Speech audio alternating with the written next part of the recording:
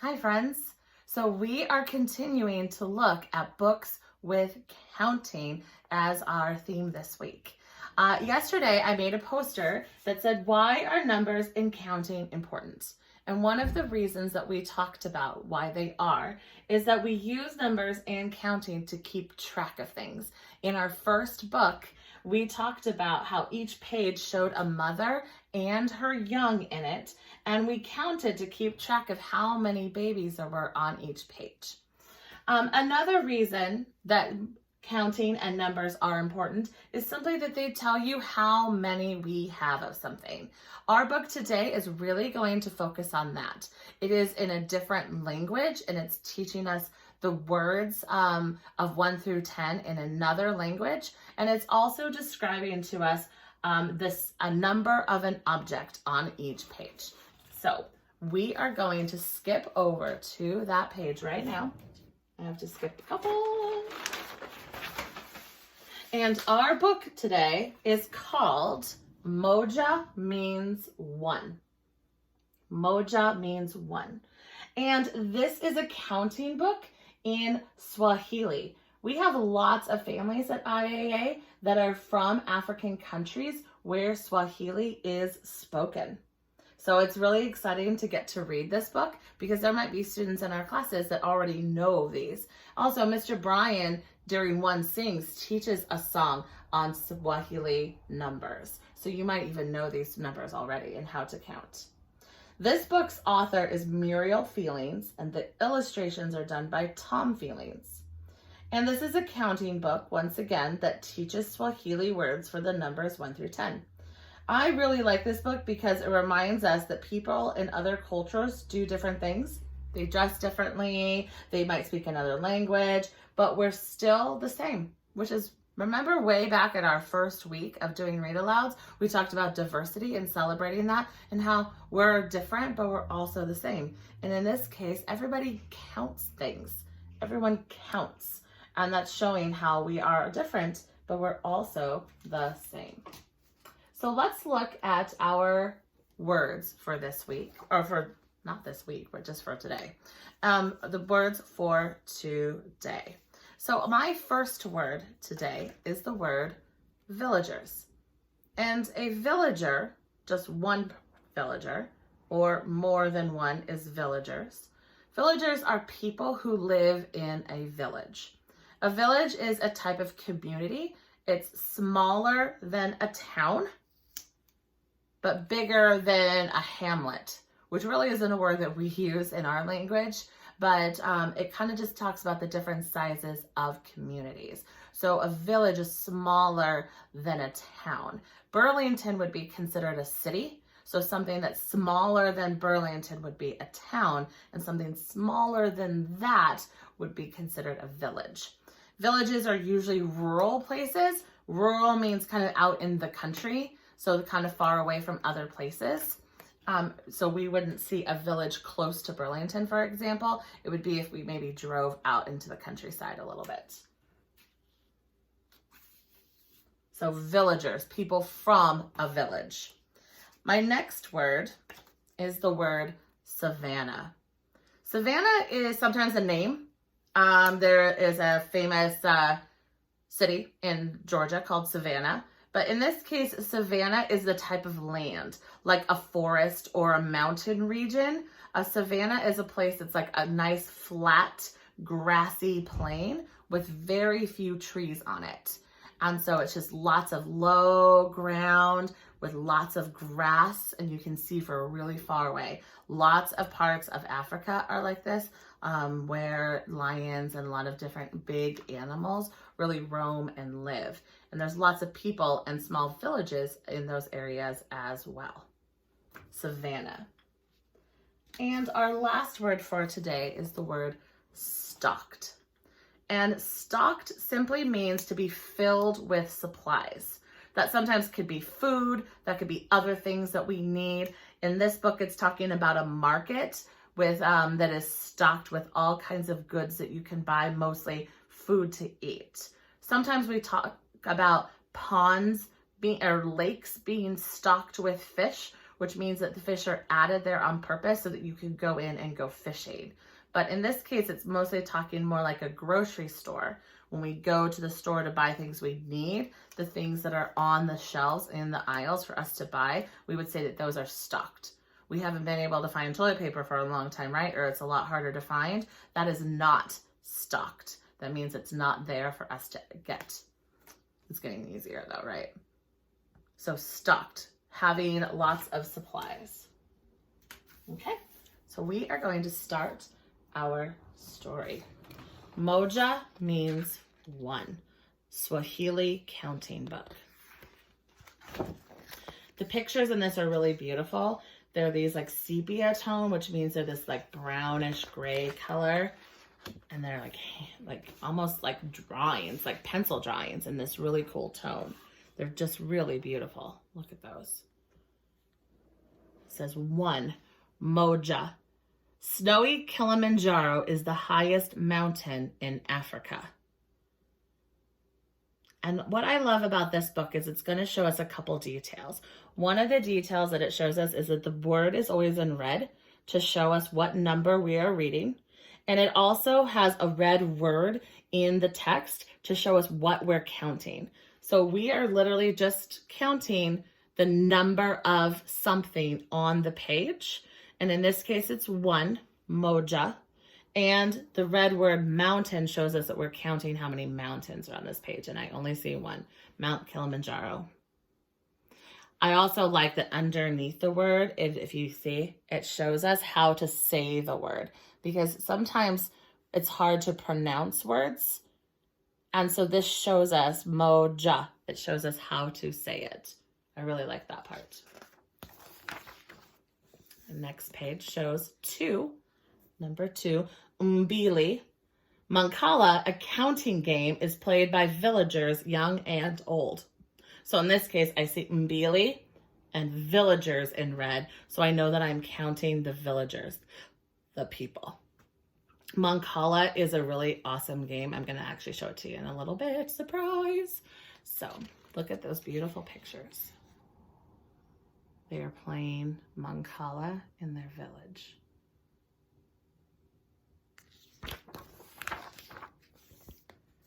Three, Tatu.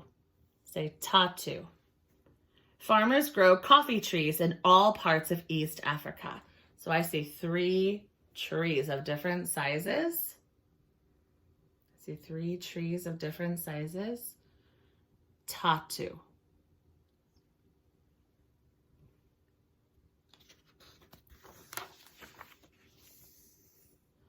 4, Ine. Mothers usually carry their babies on their backs while walking. So Ine and mothers. So when I look at this picture, I see 1, 2, 3, 4 mothers with babies on their backs.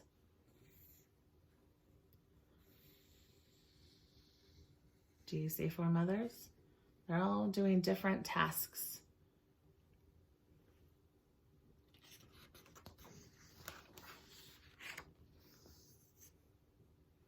5, Tano. Many kinds of animals roam the grassy savanna lands. Vocab. I see 1, 2, 3, 4, 5 animals.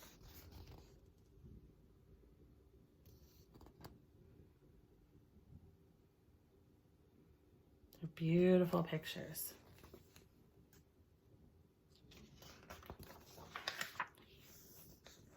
Number 6, Sita. The clothing East Africans wear include the kanga, busuti, lapa, kanzu, and dashiki, which are all different African words, or Swahili words actually, for the different pieces of clothing that you see in these pictures. So I'm going to go real slowly and let you look really up close at the different types of clothing that they're wearing.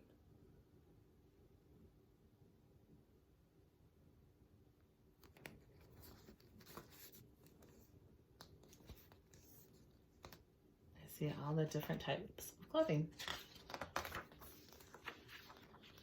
7, Saba. The Nile River, which flows between Uganda and Egypt, is filled with fish. So I'm seeing lots of different kinds of fish in this picture. And once again, it's nice and red at the top to show us what we are counting in this book.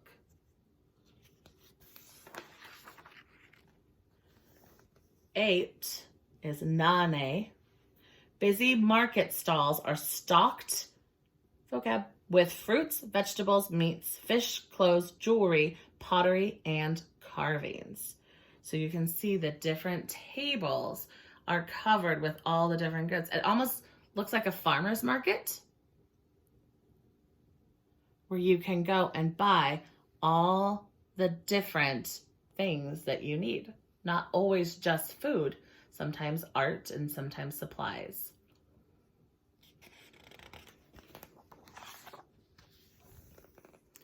Nine, Tisa. Men play drums, thumb pianos, bamboo flutes, and other instruments. So if we look and see, they each have a different instrument that they are playing to make their music.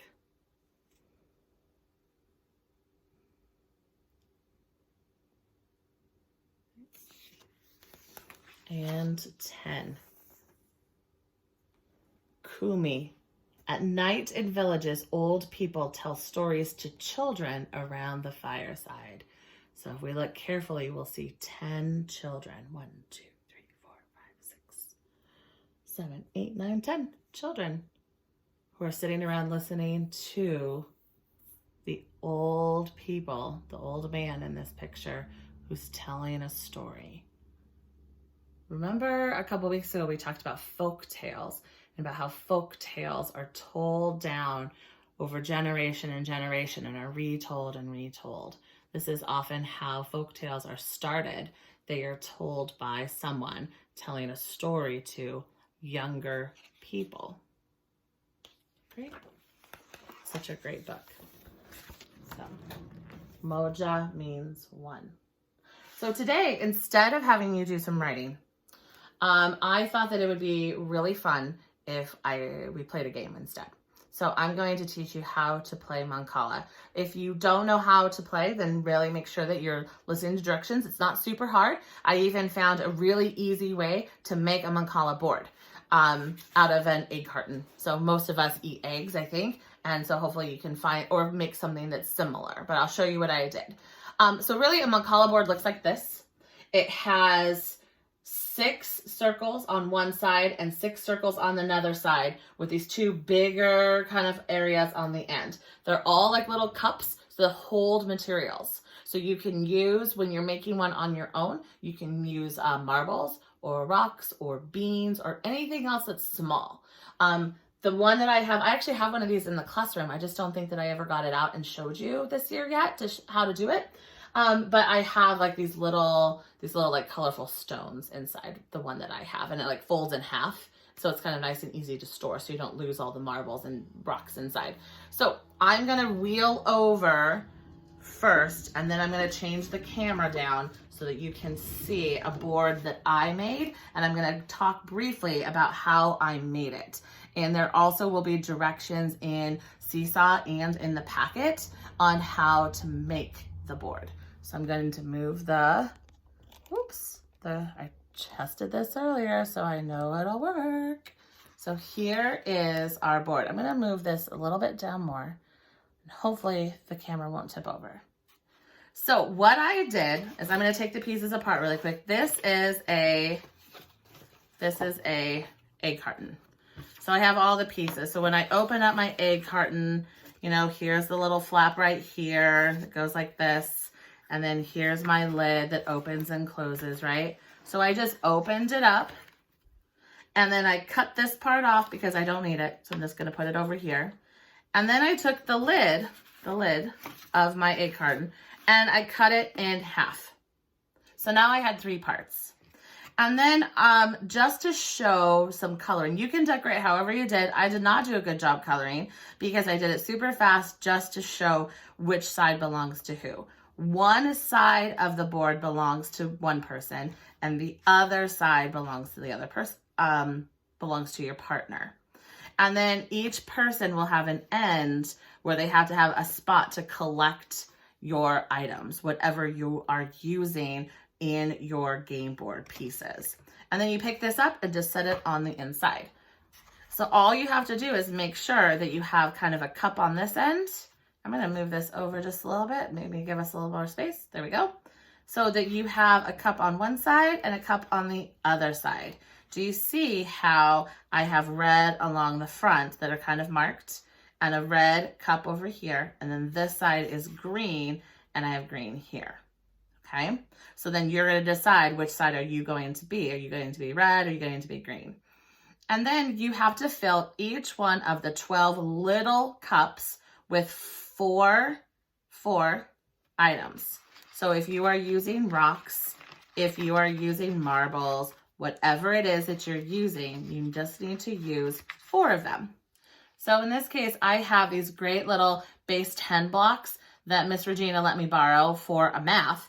And I'm using the little single 1 squares. They're almost like a centimeter cube that I put inside my cups. You, like I said, you could use marbles, you could use rocks, you could use paper clips, you could use beans. If you have some beans that are all similar size, like any small thing that you have about 50 of, we need 48 for this game, 4 in each square. So you need 48 of whatever it is that you're using.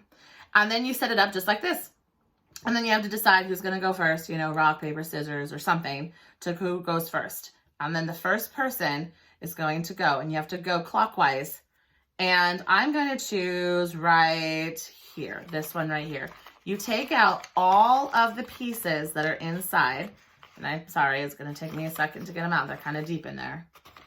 I'm going to take out all the pieces out of that. And then you're going to go around in a clockwise, like this way.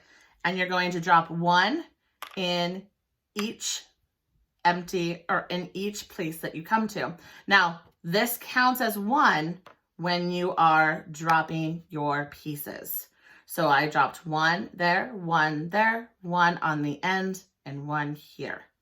Okay? Then the next person is going to go. And let's say that person is going to pick this one.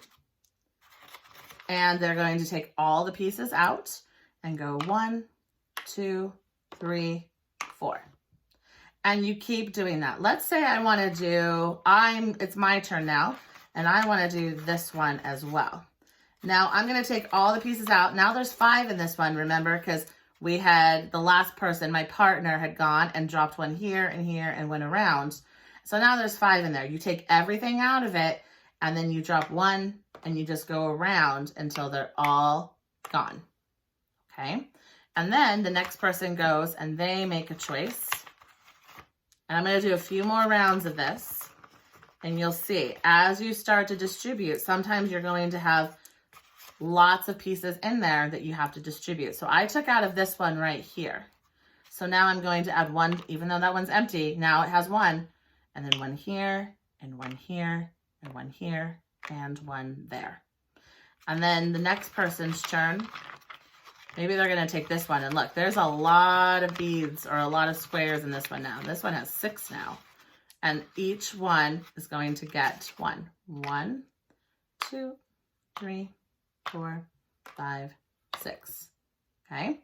Ooh, and I'm going to decide, I think I want to take this one. This one might have even more than that in it. But you just go and you put the next ones. Is it all empty? It looks like it. And you go around and you add 1 to each one, just like that. Okay, let's do a couple more, and then I'll just start moving them around and we'll pretend that we're further along in the game. Really, the goal is to, at the end of the game, that you have the most of these squares in yours, or whatever piece you're using, that you have the most. So right now, red has more than green does, but you don't really know until the end what is going to have what and who is going to have the most. So you just keep going. So I'm going to take a few out, and I'm going to start pretending that we have placed all of these pieces. And I've taken this one out, I've carried it around, and we've dropped them, and we've dropped them, and a few got dropped over here, and a few got dropped over here. I'm gonna move this one, I'm just gonna move it down one. That's all we can do with it. We gotta move it and get rid of it somehow, right? And you just keep going and going and going. Oops, I dropped one into that. Oh, I just dropped two in there. And you just keep going, 1, 2, 3, boom, boom, boom. And you just keep going around and around and around until all of them are gone. So I'm going to do a couple more. Let's just say, okay, some of them ended up there, some of them ended up here. Don't look at this part, I'm cheating right now. And as you go, you're just going to keep moving them around and around in a circle. In a circle. So we're going to pretend that all of these have been placed. We're going to pretend all of these have been placed. And after a while, you're not going to have very many squares or whatever object you're using that are left in your game board. And most of your squares are going to be out here like this. And so then I'm looking at my squares. Oh, well, I need to move this one. I'm only going to be able to move it one. And then the next person's going to go and they're going to go, oh, I'm going to move it one. And then I might say, oh, I'm going to move this one again. Now that one has two. And then the next person might say, oh, I'm going to take those two and I'm going to put them 1, 2 in there. Uh-oh, and do you see what's going to happen right here? Is that now when I pick these ones up and I say 1, 2, whew, this one got an extra one. And now this one has 3. And I go 1, 2, 3. And then I just keep moving them and I keep moving them and I keep moving them until this one I drop here. You can only go one way. You can only go into the next box. This one has 2. I say 1, 2. I can pick this one up and move it 1. I can pick those up and say 1, 2. And now this one's going to go all the way around until I get it to here. I pick it up and it goes into that square at the end. You keep going around until all of them are in one end or the other. Okay? Then you can just take your piece, if I'm green, and I'm going to count it up, and I'm going to count up all of my squares, 2, 4, 6, 8, 10, and so on, while my partner counts up all of their squares. And whoever has the most is the winner. Pretty great, right? So now what I want you to do is try to make this at home. It's pretty easy. It only took me about 10 minutes to put together, to cut and to color really quick, and to find the pieces and to get this board ready to go. So I'm hoping that you are going to try to make a Mancala board for yourself and that you will play this game. Great. I'll see you next time. Bye, friends.